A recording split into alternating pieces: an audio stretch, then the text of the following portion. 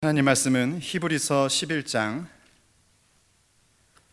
8절에서 10절까지의 말씀입니다. 오늘 하나님께서 우리에게 주시는 말씀 히브리서 11장 8절에서 10절까지의 말씀입니다.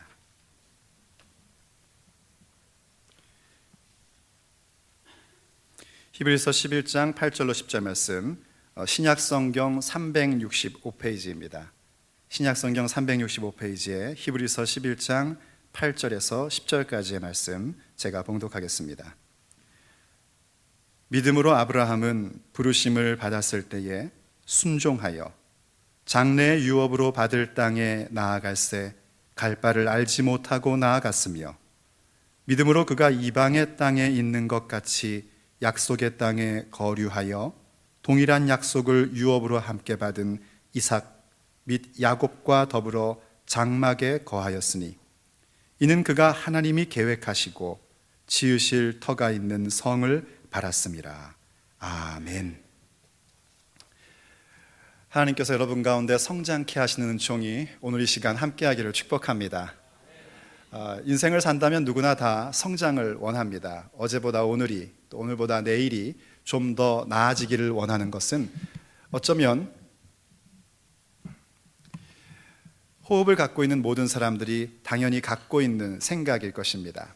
경제적인 면도 어제보다 오늘이 나아지시기를 축복합니다. 또 여러분의 지성도 교양도 오늘보다 내일이 더 나아지시기를 축복합니다. 또 여러분의 관계도 오늘보다 내일이 더 성장되기를 축복합니다.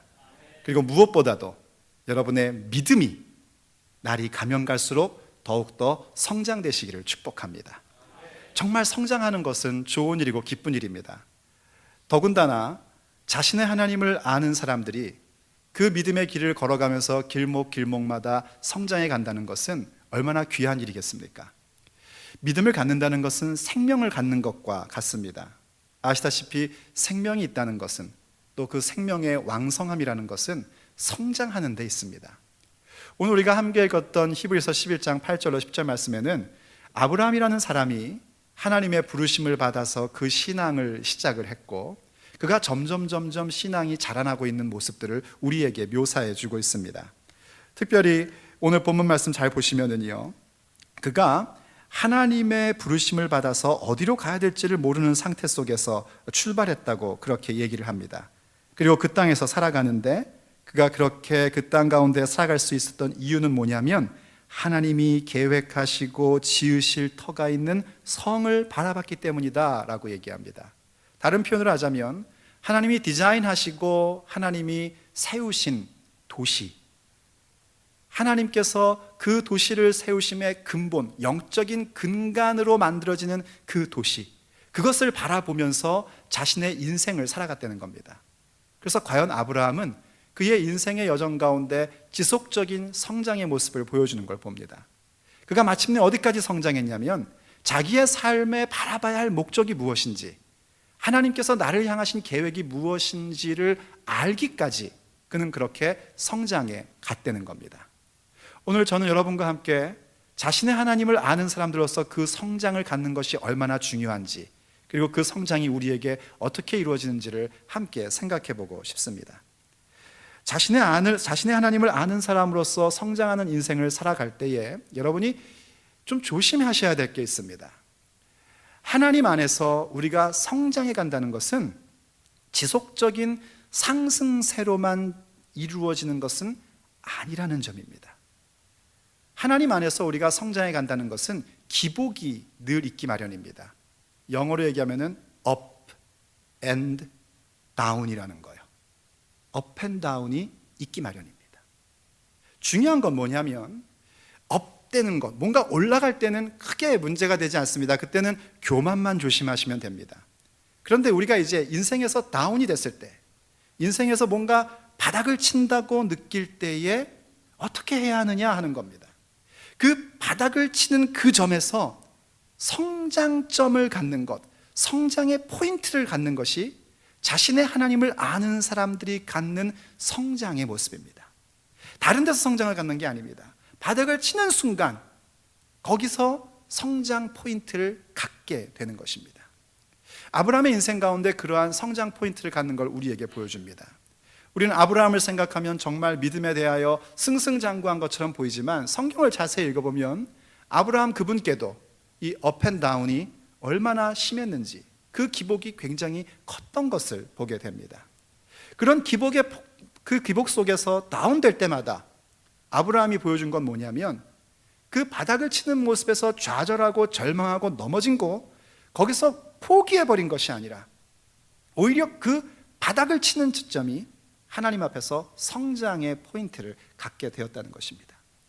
그래서 우리가 그 성장점을 갖는 모습에 있어서 어떤 부분이 중요할까 볼 때에 여러 가지를 얘기할 수 있지만 제가 오늘 두 가지로 아브라함의 그 모습을 얘기해 보려고 합니다.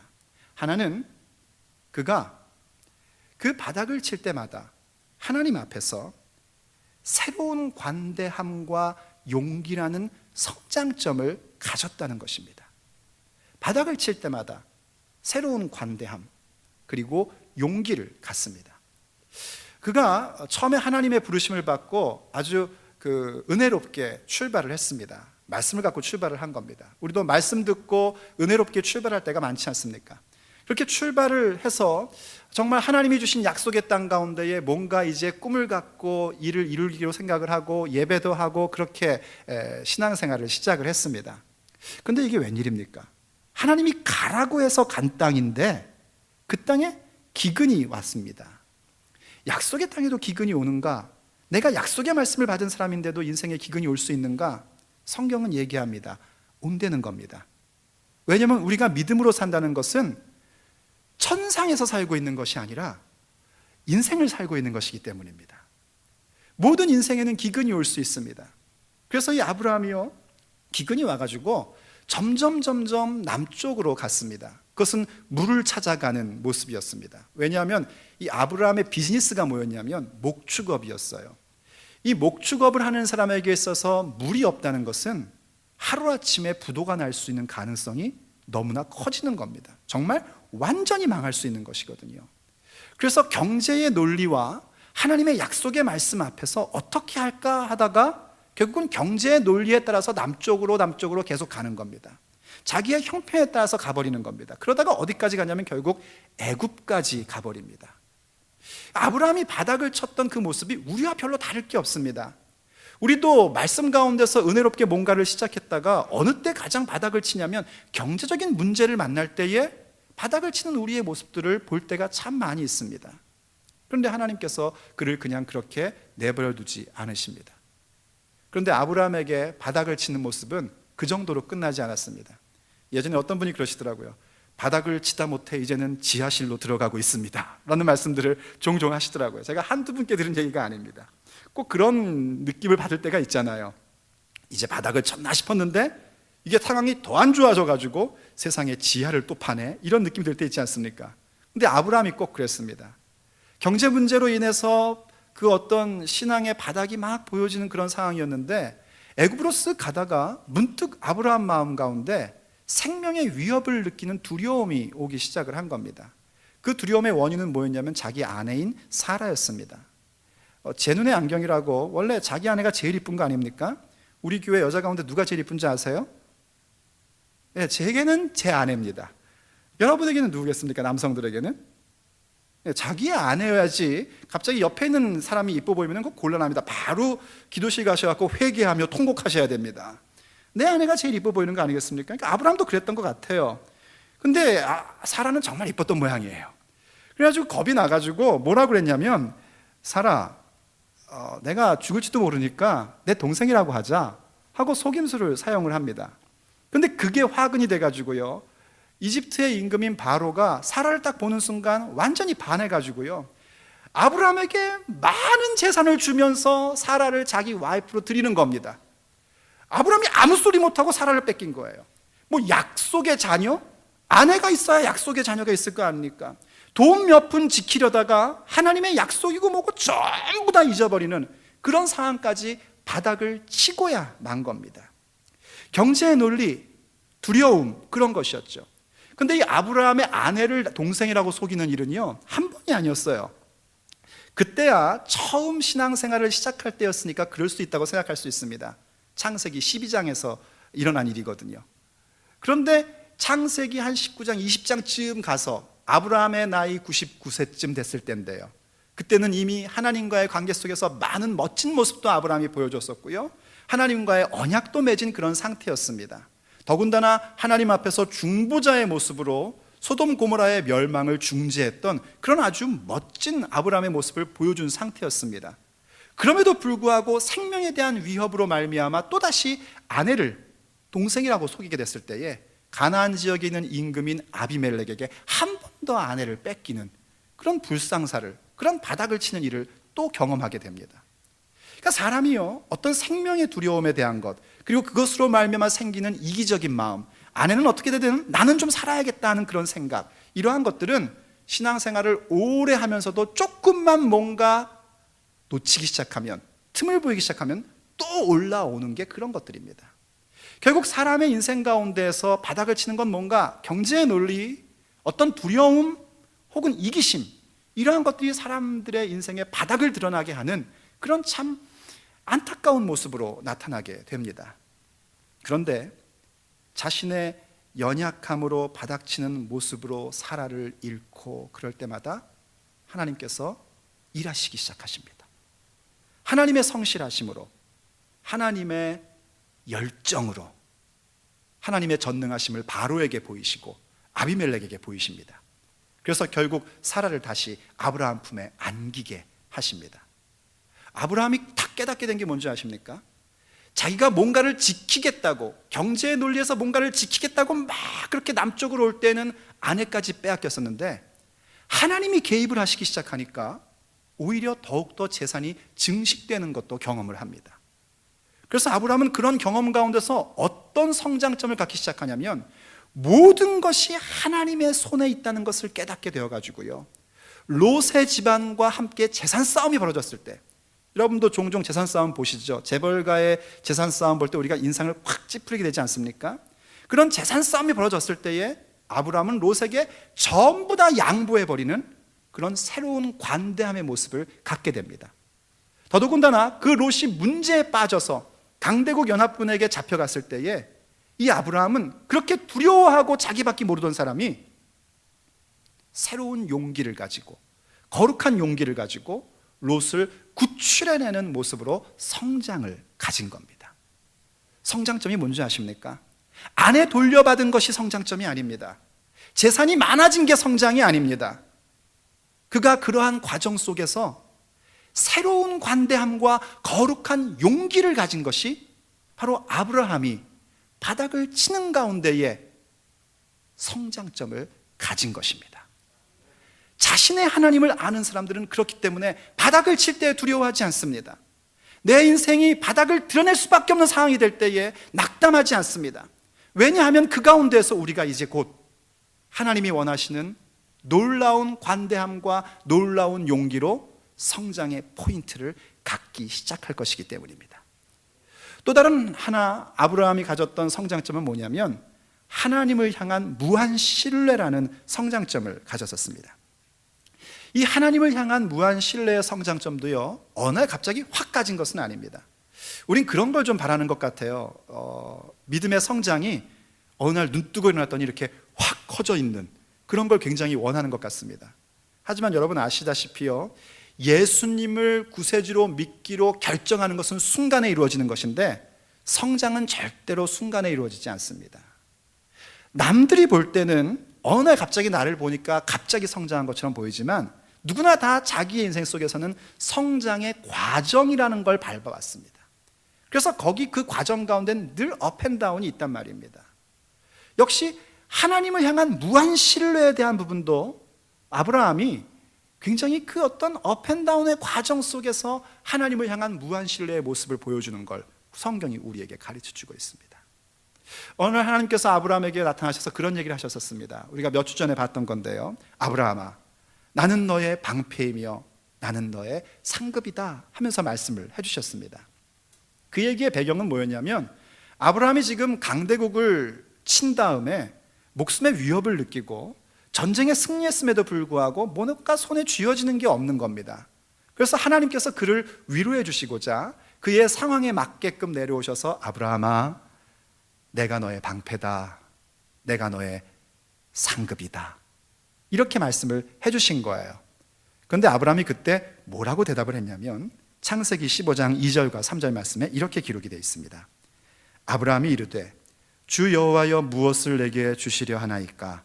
나는 자식이 없사오니 나의 상속자는 이 다메섹 사람 엘리에셀이니이다.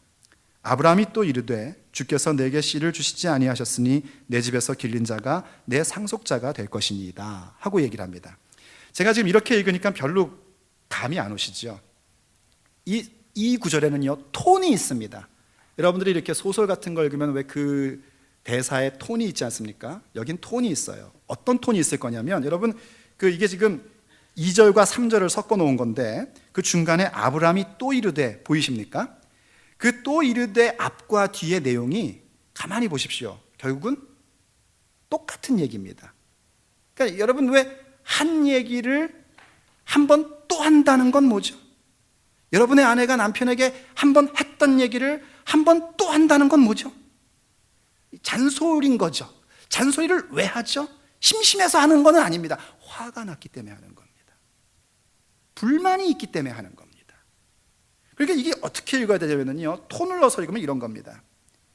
주 여호와여 무엇을 내게 주시려 하나이까? 나는 자식이 없사오니 나의 상속자는 이 다메섹 사람 엘리에셀이니이다. 그리고 한숨 딱 돌리니 더 열이 팍 오르는 거예요. 그래서 아브라함이 또 이르되 주께서 내게 씨를 주시지 아니하셨으니 내 집에서 길린 자가 내 상속자가 될 것입니다. 이렇게 읽으셔야지 됩니다. 좀 감이 오십니까? 여러분이 왜 대답이 없는지 압니다. 왜냐하면 너무나 낯선 모습입니다. 성경의 영웅이 어떻게 하나님께 이렇게 퉁자를 놓을 수 있을까? 어떻게 이렇게 하나님께 대들 수가 있을까? 하는 그 느낌 때문에 뭔가 좀 마음에 와닿아요. 왜냐하면 우리도 가끔씩 하나님께 그러잖아요. 하나님 이러실 수가 있습니까?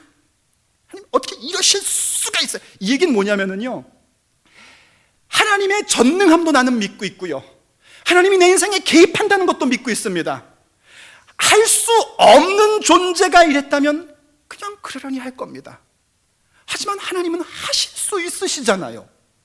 그리고 나에게 약속도 하셨잖아요. 그런데 어찌하여 나에게 실제로 일어나는 일은 아무것도 없는 겁니까?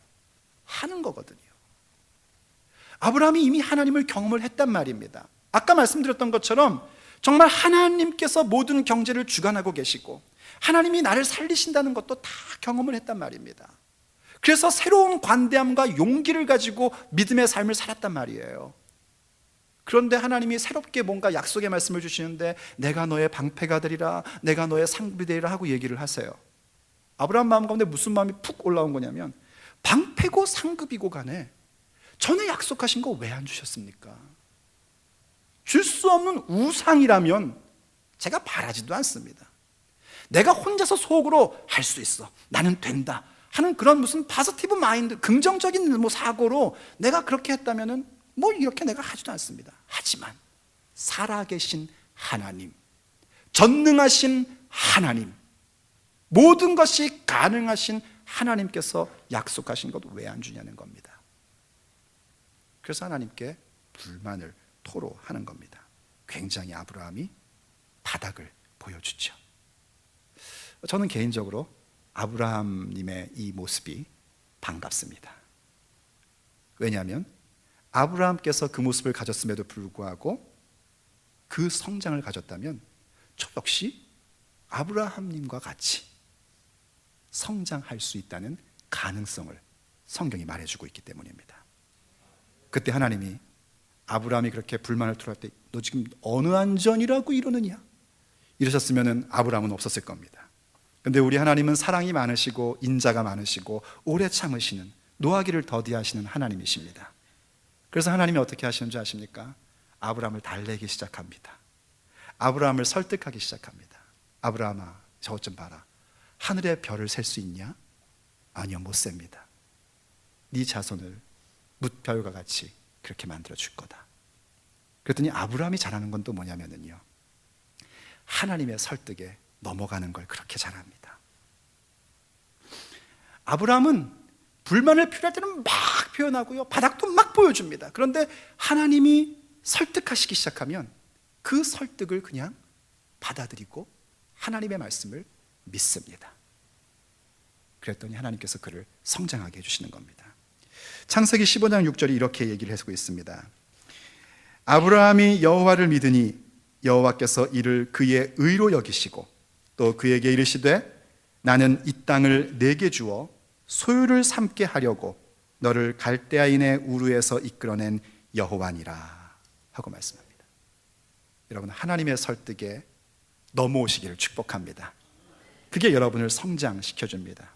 하나님을 향한 무한신뢰로 만들어줍니다. 물론 아브라함이요, 이 말씀 듣고 그 다음부터 하나님에 대한 의심 없이 올라가 한 건 아닙니다. 중간에요, 이스마엘도 낳습니다. 하나님의 방법이 아닌 그 당시의 사회의 관습에 의하여 사라의 여종인 하갈을 통하여 이스마엘을 낳기도 하고요, 그런 모습을 갖기도 하고, 또 하나님이 이삭을 주겠다라고 직접 말씀하실 때도 하나님을 비웃습니다. 성경이 이렇게 완곡하게 웃었다라고 얘기하는데 그 원래 이삭이라는 단어의 유래가 어디서 오냐면 이 비웃음 소리에서 온 거라고 합니다. 그러니까 그 왜 우리가 비웃을 때 어떻게 하죠? 한국어로는 치 이러죠. 따르게 하시는 분도 있어요. 이런 분도 있어요. 이삭의 원래 발음이 뭐냐면 이겁니다. 싹입니다. 그러니까 아마 그 유대인들은 비웃을 때 그렇게 비웃었나 봐요. 그렇죠? 이렇게. 거기서 이렇게 유래된 단어가 이삭이라는 단어예요. 그러니까 하나님이 이삭 주겠다 할 때 그렇죠? 이스마엘이나 복을 주소서 이랬었어요. 성경의 기록입니다. 제가 만든 얘기가 아니고요. 그런데 하나님께서 또 설득을 하시죠. 그럼 또 아브라함의 특징은 뭐라고요? 설득에 넘어갑니다. 여러분, 세상에 넘어가지 마시고요, 제발 부탁인데 하나님의 설득에 넘어오십시오. 그냥 믿습니다. 그럼 또 그럴 때마다 하나님이 성장하게 하고 성장하게 하더니 결국 아브라함이 어디까지 성장하냐면 하나님을 향한 무한 신뢰, 우리가 잘 아는 얘기, 이삭을 번제로 바치는 데까지 갑니다. 그 모습에 대해서 히브리서가 뭐라고 얘기하고 있었냐면 히브리서 11장 19절이요, 그가, 아브라함이 얘기하는 거죠. 아브라함을 얘기하는 겁니다. 하나님이 능히 이삭을 죽은 자 가운데서 다시 살리실 줄로 생각한지라. 비유컨대 그를 죽은 가운데서 도로 받은 것이니라. 아멘. 내가 죽여도 하나님이 살리면 산다, 이 믿음을 가졌다는 겁니다. 아직 부활에 대한 개념이 없는 시대의 사람인데 우리 시대나 알 수 있는 부활 생명에 대한 그 믿음이 아브라함 가운데 있었다는 거예요. 하나님을 향한 무한 신뢰의 성장점을 아브라함이 가진 겁니다. 그게 바로 자신의 하나님을 아는 사람들이 갖는 성장의 모습이고, 인생의 업앤다운 속에서 바닥을 치는 상황을 만난다 할지라도, 또 내 바닥을 보일 수밖에 없는 상황을 만난다 할지라도 낙심하지 않고 일어설 수 있는 이유입니다.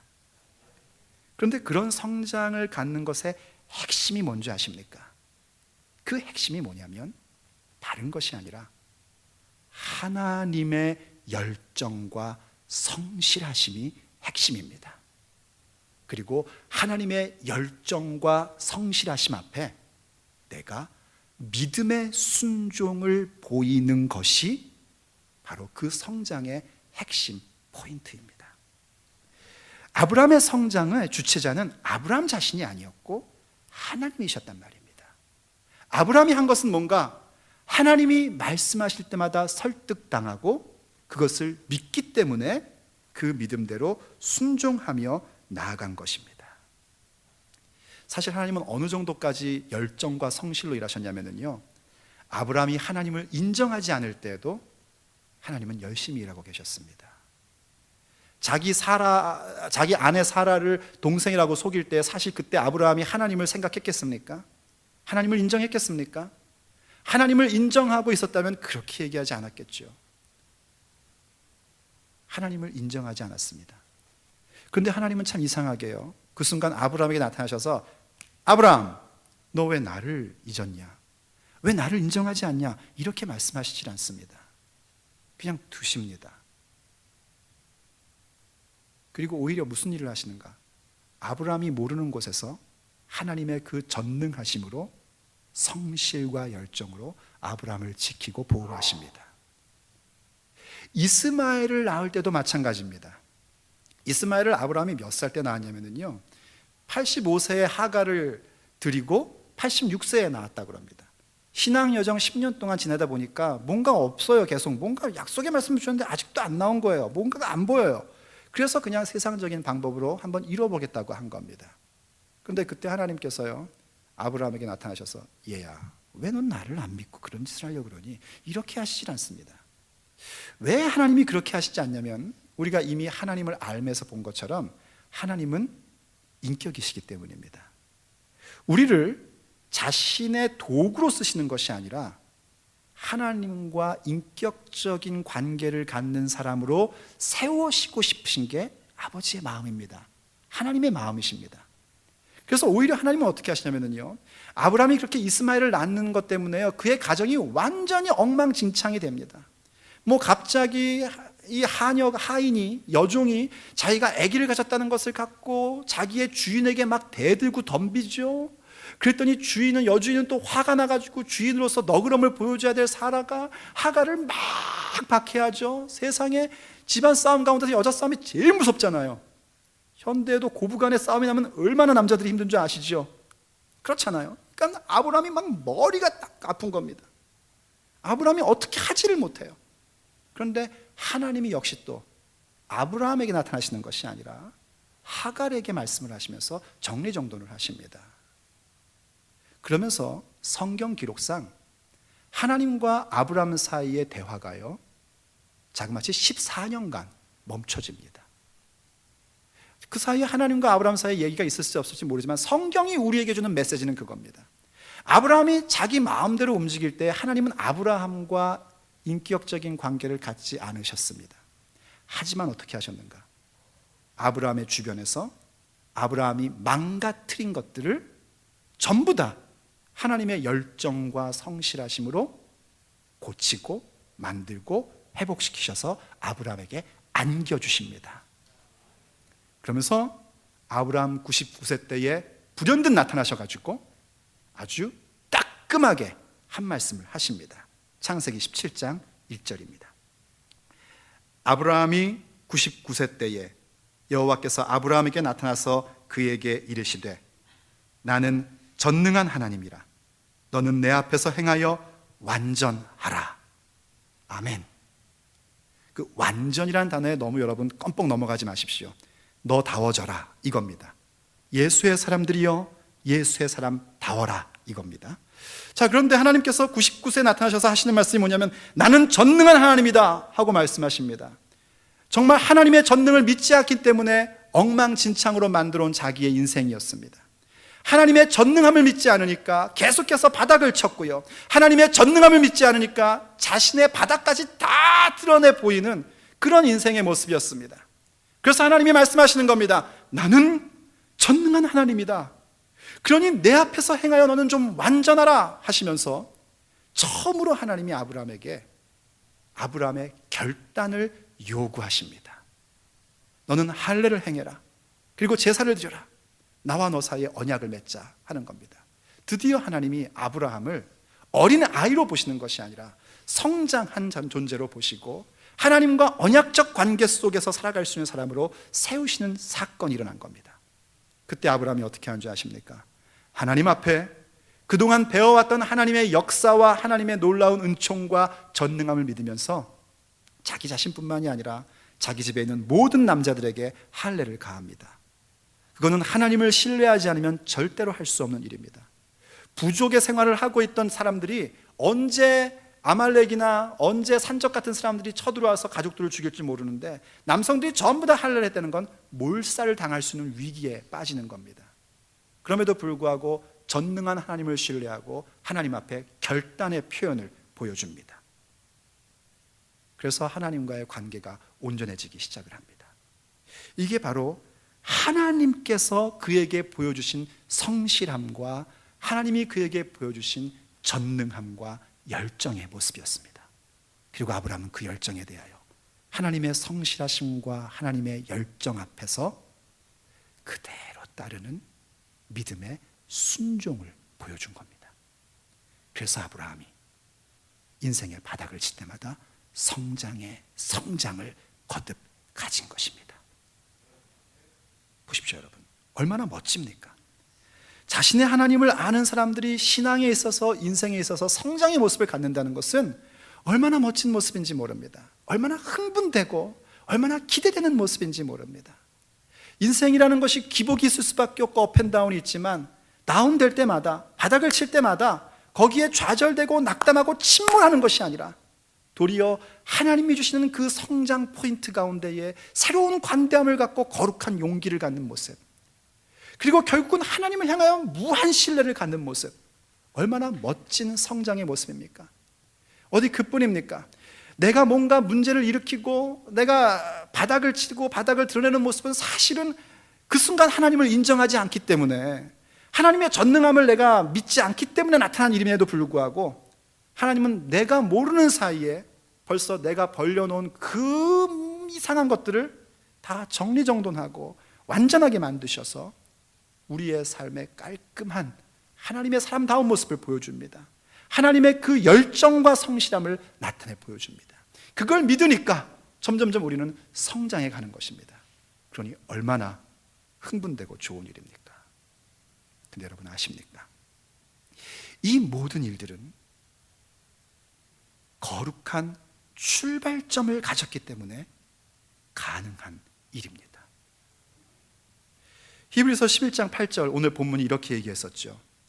믿음으로 아브라함은 부르심을 받았을 때에 순종하여 장래의 유업으로 받을 땅에 나아갈새 갈 바를 알지 못하고 나아갔으며 하고 얘기합니다. 하나님의 부름을 받았을 때에 자기가 어디로 가야 될지는 모르지만 하나님의 부르심을 따라 출발하는 거룩한 출발점을 가졌다는 겁니다. 그 거룩한 출발점을 가졌기 때문에 누구나 인생이면 가질 수밖에 없는 삶의 기복 속에서도 그는 성장을 가진 겁니다. 하나님과의 거룩한 출발점을 가졌기 때문에 하나님의 열정과 성실이 그의 인생 가운데 그도 알지 못하는 사이에 역사하는 은총을 받았던 겁니다. 세상 사람들도요, 인생에 기복이 있습니다. 우리가 인생에 기복이 있는데 어찌 하나님을 모르는 사람이 인생에 기복이 없겠습니까? 누군가가 여러분에게 그럽니까? 저는 뭐 다운이 없어요. 뭐 항상 업이에요. 그 사람 한번 털어보십시오. 아마 엄청난 우울증 환자일 겁니다. 조울증 환자가 아닌 이상에는요, 그런 일은 없습니다. 아니면 그분이 정신병원에서 탈출을 하셨을 겁니다. 인생은 누구나 다 좋을 때가 있고 슬플 때가 있고 햇빛 비칠 때가 있고 어두울 때가 있는 겁니다. 그런데 하나님과의 거룩한 출발점을 갖지 못한 사람들은 그 인생의 업앤다운 속에서 받는 건 뭐냐면 상처뿐이고요, 아픔뿐인 겁니다. 아주 최선을 다하여 긍정적인 걸 얘기를 해줘도 자기 주장이 강해지는 것밖에는 없습니다. 그들에게는 새로운 관대함이나 거룩한 용기라는 것은 있을 수가 없습니다. 예수님을 영접하지 않은 사람에게도요, 예수 그리스도의 은총은 이미 임하고 있습니다. 예수님께서 십자가에 죽으시고 부활하시고 승천하시어 우리 가운데 성령을 보내시는 것, 그래서 누구든지 예수 그리스도를 믿고 예수님의 십자가의 보혈을 의지하면 하나님의 자녀가 되는 권세는 믿지 않는 사람들이 모르는 사이에도 이미 사실로서 존재하고 있습니다. 그런데 하나님과의 거룩한 출발을 갖지 못하면 그 놀라운 복음이 우리에게는 영광과 참된 소망이 되는데 그들에게는 영광과 소망이 아니라 저주와 심판이 될 수밖에 없는 것입니다. 그래서 거룩한 출발점을 가져야 합니다. 그리고 오늘도 하나님은 우리에게 말씀하십니다. 수고하고 무거운 짐진 자들아 다 내게로 오라. 영접하는 자, 예수 그리스도의 이름을 믿는 자에게 하나님의 자녀되는 권세를 주노라. 누구든지 주의 이름을 부르면 구원을 받으리라. 여러분, 아직까지 예수님과의 거룩한 출발점을 갖지 못했습니까? 오늘 주님 앞에서 거룩한 출발점을 갖기를 바랍니다. 여러분이 예수님과 함께 거룩한 출발만 갖는다면 우리 인생에 바닥이 드러나는 일들은 더 이상 두려울 것이 없습니다. 왜냐하면 그 순간은 우리가 성장점을 갖는 포인트가 될 것이기 때문입니다. 내가 비록 좀 연약하여 쓰러질 때에, 하나님을 의지하지 못할 때도 염려할 것이 없습니다. 왜냐하면 하나님의 열정과 하나님의 성실이 마침내 우리를 설득해서 세울 것이기 때문입니다. 그렇기 때문에 이미 예수님과의 거룩한 출발을 가진 사랑하는 형제자매 여러분, 믿음의 삶을 살면서 혹 바닥이 드러나고 있습니까? 뭔가 위기감이 느껴집니까? 두려워하지 마십시오. 자신의 하나님을 아는 사람들은 그 위기가 오히려 성장의 포인트로 바뀌기 시작합니다. 자신의 하나님을 아는 사람들, 그것은 곧 성장하는 예수의 사람들입니다. 기도하시겠습니다. 사랑하는 아버지 하나님, 오늘도 저희들에게 하나님의 말씀을 주시고 자신의 하나님을 아는 사람으로서 성장하는 자들이라는 것을 깨닫게 해주시니 감사드립니다. 하나님, 때로는 우리의 가슴 속에 도대체 언제까지 이렇게 내려가야 할 것인가 하는 그 일을 만날 때도 있습니다. 그러나 주님, 오늘 주의 말씀을 들으며 우리가 깨닫습니다. 나의 인생의 바닥을 치는 것 같은 그 상황이, 나의 모습의 바닥을 드러내는 것 같은 그 모든 것들이 결단코 바닥이 아니라 하나님께서 우리에게 주시고자 하는 성장의 포인트라는 것을 우리가 깨닫습니다. 하오니 주여, 우리를 자라나게 하여 주시옵소서. 하나님의 그 열정과 하나님의 성실을 우리에게 나타내 보여 주시옵소서. 높은 곳을 향하여 겨냥하시는 하나님의 그 활시위를 우리 모두가 깨닫게 하여 주시옵소서. 그래서 하나님,